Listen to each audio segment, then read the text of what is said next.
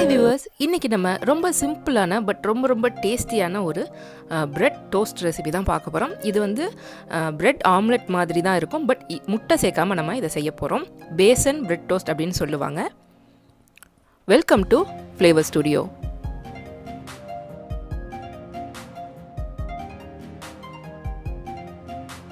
இந்த passion bread toast செய்கிறதுக்கு தேவையான பொருட்கள் நம்ம ரெடி பண்ணிக்கலாம். முதல்ல இதுக்கு அரை கப் அளவில் கடலை மாவு எடுத்துக்கோங்க. 1/4 டீஸ்பூன் மஞ்சள் தூள், 1/4 டீஸ்பூன் உப்பு, 1 டேபிள் ஸ்பூன் அளவு அரிசி மாவு, 1 டேபிள் ஸ்பூன் ரவை, இது எல்லாம் சேர்த்துக்கணும். அப்புறம் கொஞ்சமாக 2 பிஞ்ச் அளவில் பெருங்காயத்தூள், கூடவே அரை டீஸ்பூன் அளவு மிளகாய்த்தூள், இது எல்லாம் சேர்த்துட்டு நல்லா கலந்து விட்டுக்கலாம். இப்போ இதில் பாதி பெரிய வெங்காயம் சின்னதாக கட் பண்ணியிருக்கேன், அதை சேர்த்துக்கலாம். கூடவே ஒரு பச்சை மிளகா, அதையும் சின்னதாக கட் பண்ணி சேர்த்துக்கலாம். பாதி அளவு தக்காளி, கொஞ்சமாக கொத்தமல்லி, இது எல்லாத்தையுமே குட்டியாக கட் பண்ணி சேர்த்துக்கலாம். 1 இன்ச் அளவில் இஞ்சி, அதையும் நம்ம ஃபைன் சாப் பண்ணி சேர்த்துக்கணும். கடைசியாக 1/4 டீஸ்பூன் அளவு சீரகம் சேர்த்துட்டு முதல்ல ட்ரை இன்க்ரீடியன்ட்ஸ் எல்லாத்தையும் நல்லா நம்ம இந்த மாதிரி கலந்துக்கணும். கலந்துட்டு கொஞ்சமாக தண்ணி சேர்த்து இதை கொஞ்சம் திக்காகவும் இல்லாமல் ரொம்ப தண்ணியாகவும் இல்லாமல் ஒரு மீடியம் கன்சிஸ்டன்சிக்கு நம்ம கரைச்சி எடுத்துக்கணும். ரொம்ப தண்ணியாக இருந்தது அப்படின்னா ப்ரெட்டு வந்து ரொம்ப ஊறிடும், அதனால் டோஸ்ட் வந்து நல்லா ஒரு கிறிஸ்பியாக வராது. ஸோ மீடியம் கன்சிஸ்டன்சியில் இந்த மாதிரி நீங்கள் கலந்து எடுத்துக்கோங்க. இன்றைக்கி நான் ரெடி பண்ணியிருக்க மாவு அளவுகள் படி நீங்கள் ரெடி பண்ணிங்க அப்படின்னா 3 ஸ்லைஸ் ப்ரெட்டு வந்து நீங்கள் டோஸ்ட் பண்ணி எடுக்க முடியும்.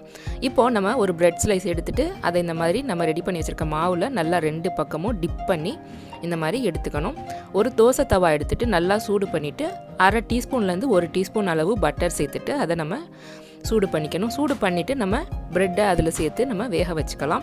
நீங்கள் வந்து பட்டர் தான் சேர்க்கணும் அப்படின்னு கிடையாது. நீங்கள் நெய்யோ அல்லது நார்மலாக சமையலுக்கு யூஸ் பண்ணுற எண்ணெயோ எது வேணாலும் யூஸ் பண்ணி நீங்கள் இதை ரெடி பண்ணிக்க முடியும்.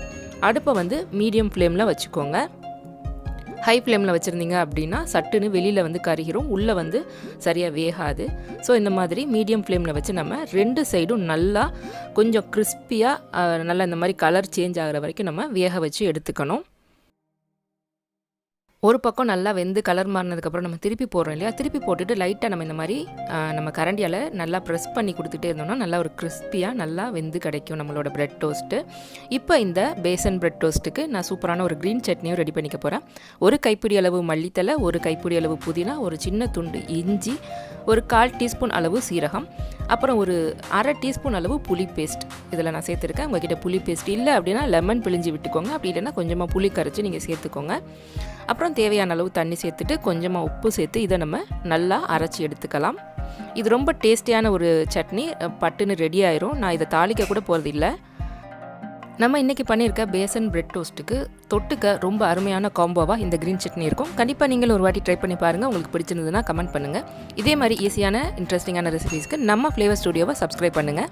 சீக்கிரமே உங்களை அடுத்த வீடியோவில் சந்திக்கிறேன். அது வரைக்கும் take care, bye. Thanks for வாட்சிங்.